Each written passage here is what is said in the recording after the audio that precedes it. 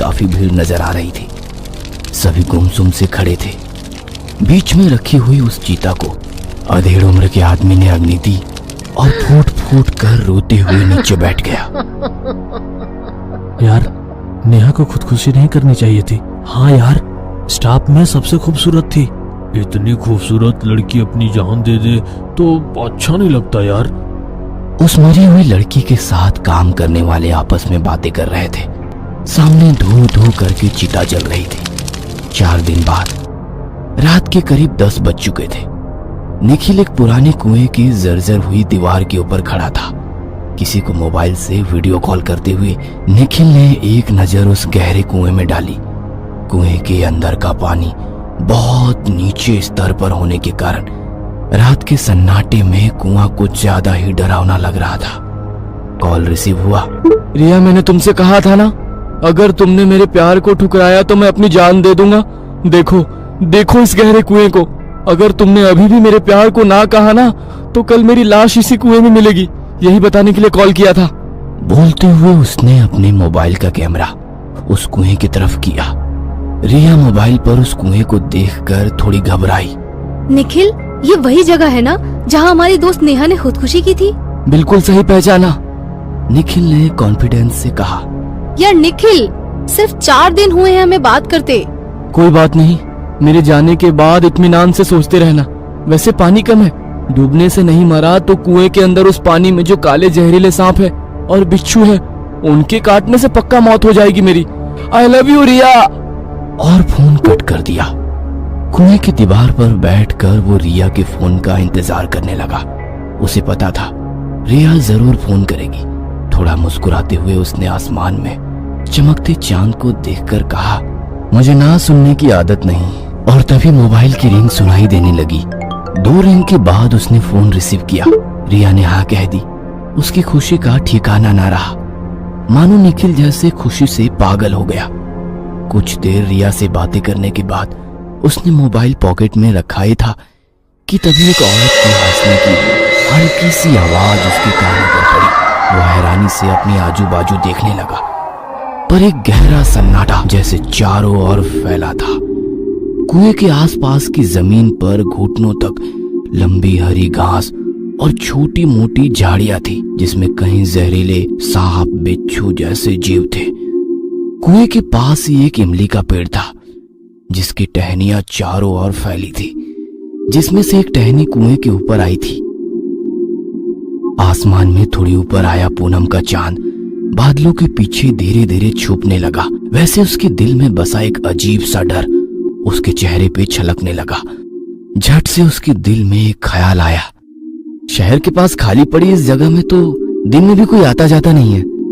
वैसे इतनी रात में भी किसी औरत की आवाज, शायद मेरा वहम होगा। उसने अपने दिल को समझाया ही था कि तभी दोबारा वही आवाज उसके कानों पर पड़ी और इस बार उसने हर एक शब्द साफ साफ सुना। एक औरत की खौफनाक आवाज, आ जाओ, मैं तुम्हारी आत्मा को नर्क के काले गहरे अंधेरे में पहुंचाती हूँ। हल्की पर खौफनाक आवाज सुनकर मानो उसके पैरों के नीचे से जमीन सड़क गई। वो तो जान देने का दिखावा करने आया था, पर उस औरत की आवाज सुनकर उसकी जान जैसे गले में अटक गई, क्योंकि वो डरावनी आवाज उसी कुएं के काले घने और गहरे अंधेरे से आ रही थी। उसकी निगाहें कुएं के भीतर गड़ी थी। तभी कुएं के गहरे काले पानी में थोड़ी हलचल होती नजर आई, मानो जैसे कोई धीरे धीरे कुएं की दीवार पर चढ़कर घिसटते हुए ऊपर आने की कोशिश कर रहा हो। वो खौफनाक आवाज सुनकर वो कुएं की उस छोटी सी दीवार पर से झट से नीचे उतरा और दोबारा से वही गूंजती हुई आवाज कुएं के भीतर से आने लगी। आ जाओ, मैं तुम्हारी आत्मा को नर्क के काले गहरे अंधेरे में पहुंचाती हूँ। आवाज के बाद उस औरत की खौफनाक हंसी से निखिल का दिल ही बैठ गया। डर के मारे वो एक एक कदम पीछे सरकने लगा, पर उसने अपनी डरी सहमी नजरें उसी कुएं की चौतरफा बनी छोटी सी दीवार पर गड़ाए रखी थी। पर वो हंसने की आवाज लगातार आ रही थी। उसे पलके झपकाने में भी डर लग रहा था। अगले ही पल उसने देखा कि कोई उसी कुएं की छोटी दीवार की दूसरी तरफ से झांक रहा है। शायद एक औरत जिसके सर के काले बाल साफ दिखाई दे रहे थे, सफेद माथे पर गहरा लाल कुमकुम का टीका और लाल अंगारों की तरह डरावनी आंखें। उस औरत का आधा अधूरा चेहरा देखकर उसकी रूह तक कांप गई। धड़कन इतनी तेज हो गई कि जैसे सीना फाड़ कर दिल बाहर निकल जाए, इस तरह से धड़क रहा था। डर के मारे धीरे धीरे पीछे सरकते हुए एक पत्थर से पैर फिसला और वो जमीन पर गिर गया। जमीन पर गिरते ही उसकी दहशत भरी नजर कुएं से झांकती उस औरत को देख रही थी। वो नजारा देख निखिल जैसे तैसे गिरते पड़ते वहां से भागने लगा। जितना तेज हो सके, जितनी ताकत से हो सके और जितनी दूर हो सके वो भागने लगा। पीछे से उस औरत की चीखती हुई आवाज और हंसी धीरे धीरे कम होने लगी। लगातार तेज दौड़ने की वजह से उसके दिल की धड़कन तेज हो गई थी। हाँफते हुए अपने दोनों हाथ घुटनों पर रखकर सांस लेने लगा। अब उसे कोई आवाज नहीं सुनाई दे रही थी। आवाज थी तो रात के कीड़ों की। सांस थोड़ी सामान्य होते ही उसने पीछे देखा और वो नजारा देखकर जैसे दिमाग फटने लगा हो, क्योंकि वह उसी कुएं के चौतरफा बनी छोटी सी दीवार पर ही खड़ा था।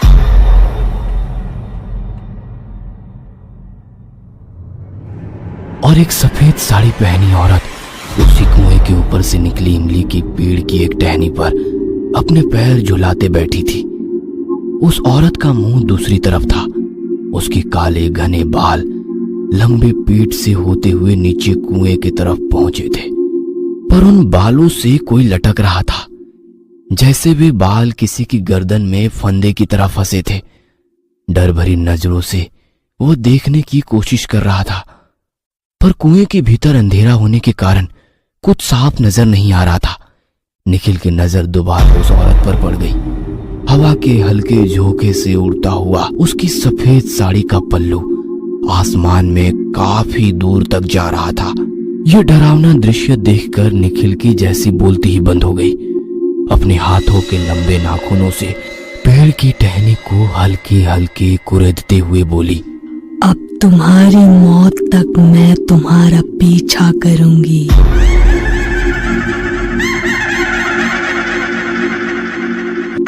और एक डरावनी हंसी जैसे उसके कानों में लगातार गूंजने लगी, जिससे उसका दिमाग सुन्न पड़ने लगा। उसने दोनों हाथों से अपने कान बंद कर लिए, पर डर के मारे वह वहीं बेहोश हो गया। होश आया तो सुबह हो चुकी थी। उसका सर काफी दर्द कर रहा था। वो सपना था या सच में सब कुछ हुआ था? सोचते हुए उसने अपनी बाइक निकाली और घर के लिए निकला। देर रात तक बाहर रहने की निखिल की आदत से घर वाले वाकिफ थे। निखिल फ्रेश होकर ऑफिस पहुंच चुका था। कल रात घटी वो डरावनी घटना को सपना समझकर वो कब का भूल चुका था। सबसे हंसी मजाक करते हुए वो ऑफिस में आया। उसके साथ ही अपने अपने कुर्सी पर बैठे काम में मगन थे। तभी उसकी नजर कंप्यूटर के सामने बैठी रिया पर पड़ी। रिया के पास एक कुर्सी पर बैठकर वो बोला, चलो रिया, एक बार आई लव यू बोलो। निखिल, सब देख रहे हैं। एक बार प्लीज। रिया के पास और कोई चारा ना था। वह उसके कानों के पास आई और धीरे से बोली, आ जाओ, मैं तुम्हारी आत्मा को नर्क के काले गहरे अंधेरे में पहुंचाती हूँ। वही डरावनी आवाज उसके कानों में गूंज उठी और निखिल की रूह कांप गई। उसने झट से रिया की ओर देखा तो वह रिया नहीं बल्कि वही औरत थी जो कल रात उसे कुएं के पास दिखाई दी थी। उसे देखकर निखिल की आंखें फटी की फटी रह गई। वो गिरता पड़ता अपनी कैबिन के अंदर घुस गया। निखिल का ये बर्ताव देखकर पूरा स्टाफ हैरान हो गया, पर सबसे ज्यादा हैरानी तो रिया को हो गई थी। जो कल तक मेरी एक हाँ के लिए मर रहा था, वही आज मुझे देखकर डर रहा है। इस बात को आज हफ्ता बीत चुका था, पर निखिल के दिमाग को वो सारी बातें दिमाग की तरह कुदेर रही थी। ना उसका काम में मन लग रहा था, ना घर में। निखिल का यह पूरा बदला रूप देखकर घर वाले भी थोड़े परेशान थे। जो निखिल दोस्तों के साथ देर रात तक मस्ती करता था, वह निखिल आज 6 बजे ऑफिस छूटते ही आधे घंटे के अंदर घर आ जाता है और उसकी तबीयत भी दिन ब दिन खराब हो रही थी। उसे देखकर ऐसा लग रहा था कि जैसे वो काफी दिनों से रात को सोया नहीं था। थकान उसके चेहरे पर साफ नजर आ रही थी। ना किसी से ठीक तरह से बातें करता, ना किसी के सवाल का जवाब देता। बस उदासी भरी चेहरे से और खौफनाक भरी नजरों से वो अपने ही ख्यालों में खोया रहता। पर उसकी यह बात उसके घर वालों की नजर से कहां छूटने वाली थी। सुबह नाश्ता करने के लिए निखिल अपनी कुर्सी पर बैठ गया। सामने बैठे पापा ने पूछा, निखिल बेटा, क्या बात है? तुम इतने परेशान क्यों लग रहे हो? अगर तुम्हें ये नौकरी नहीं करनी तो कोई बात नहीं बेटा। पापा की बात सुनकर निखिल एकदम शांति से बोला, पापा, नरक ज्यादा खौफनाक होता है क्या? ये कैसी बातें कर रहे हो? माँ की आवाज में अपने बेटे के लिए दर्द झलक रहा था। निखिल की खामोश नजर चाय के कप पर टिकी थी।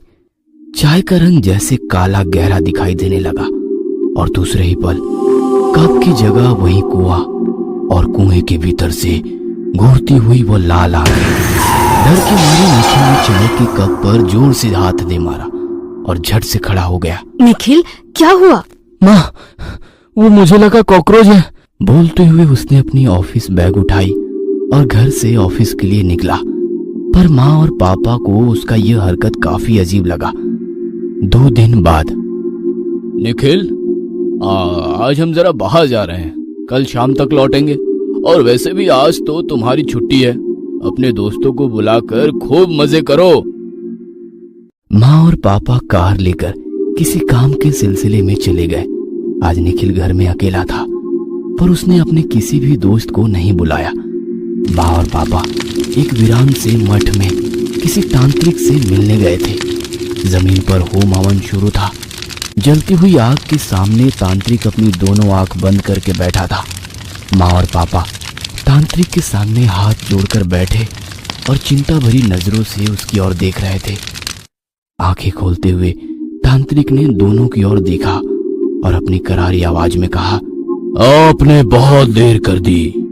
तांत्रिक की बातें सुनकर माँ को जैसे रोना आ गया। वो तांत्रिक के सामने हाथ जोड़कर रोने लगी। ऐसा मत बोलिए, मैं आपके आगे हाथ जोड़ती हूँ, मेरे बेटे को बचाइए। माँ की दर्द भरी आवाज सुनकर तांत्रिक शांति से हवन की आग को देखने लगा।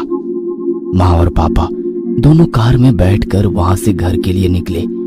उन्हें अपने बेटे निखिल को बचाना था। जंगल के रास्ते सुनसान सड़क पर उनकी कार तेजी से चल रही थी। माँ हाथ जोड़कर ईश्वर से प्रार्थना कर रही थी, ईश्वर मेरे बेटे को बचाए। ड्राइविंग करते हुए पापा ने निखिल को फोन किया, पर फोन नहीं उठा रहा था। उसी रात निखिल अपने रूम के अंदर बेड पर बैठा हुआ था। रात के करीब 9:30 बज चुके थे। अपना बदन सिमट कर बेड के एक कोने में बैठा निखिल सामने वाली दीवार पर टंगी घड़ी के पल पल आगे बढ़ते कांटे पर अपनी नजरें गड़ाए बैठा था। समय बीतने की वो आवाज या आने वाले समय की आवाज।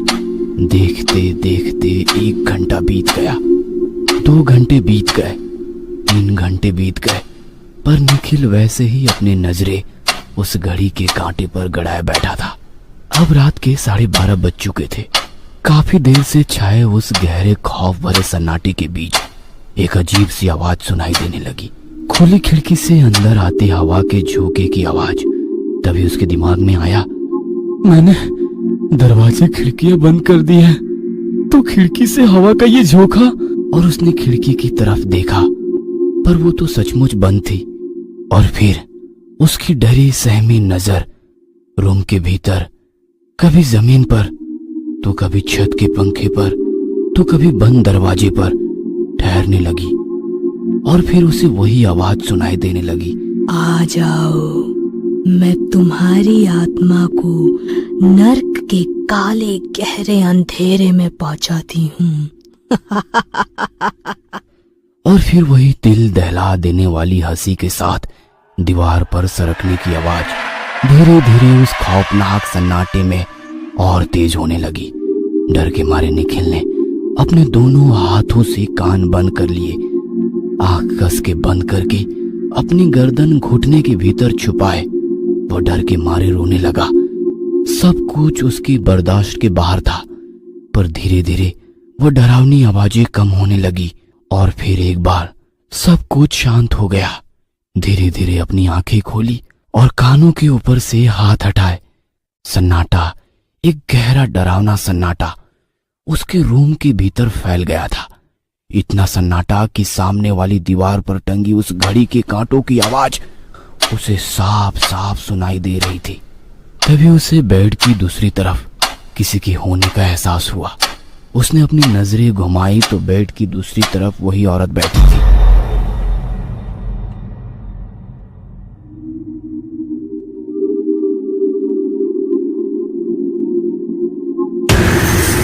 चलो, मैं तुम्हारी आत्मा को नर्क के काले गहरे अंधेरे में पहुंचाती हूँ। और दूसरे ही सेकंड में उसकी रूम के दरवाजे पर बाहर से किसने दस्तक दी। डर के मारे दौड़ता चिल्लाता हुआ वो आगे दरवाजे की तरफ भागा। दरवाजा खोलकर वो बाहर आया, पर मानो जैसे कोई उसका पीछा कर रहा था। दौड़ते हुए वे अपने घर से बाहर निकला। रात के करीब 1 बजे माँ पापा कार लेकर घर पहुंचे।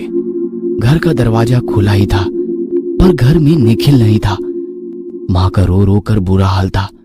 पापा परेशान होकर शहर में गाड़ी लेकर ढूंढ रहे थे। उसी रात निखिल का चेहरा सुन्न पड़ा था, आंखें लाल हो गई थी। उसकी नजरों के सामने नेहा आ गई। उसके कुएं के पास दोनों खड़े थे। निखिल ने गुस्से से उसकी गर्दन पकड़ते हुए कहा, मुझे ना सुनने की आदत नहीं। और उसने झट से नेहा को कुएं में ढकेल दिया। उस रात नेहा के सिर्फ चीखे गहरे अंधेरे कुएं से कुछ देर तक निखिल के कानों में गूंजती रही और फिर शांत हो गई। आज वो मंजर निखिल की आंखों के सामने आ गया, पर निखिल उसी कुएं में काली रस्सी के सहारे झूल रहा था। धीरे धीरे सब साफ दिखने लगा। निखिल के गले में लिपटी वो रस्सी नहीं थी, उसी औरत के काले घने बाल थे। वो औरत कुएं के ऊपर से जाने वाली इमली के पेड़ की टहनी पर पैरों को आगे पीछे झूलते बैठी थी। हवा के हल्के झोंकों से उसकी साड़ी का पल्लू आसमान में दूर तक लहरा रहा था। अपने लंबे नाखूनों से पेड़ की टहनी को हल्के हल्के सहलाते हुए वो बोलने लगी, तुमने एक मासूम की हत्या की है। चलो, मैं तुम्हारी आत्मा को नर्क के काले गहरे अंधेरे में पहुंचाती हूँ। और एक अजीब सी हंसी उस रात के वीरान से सन्नाटे में गूंजने लगी।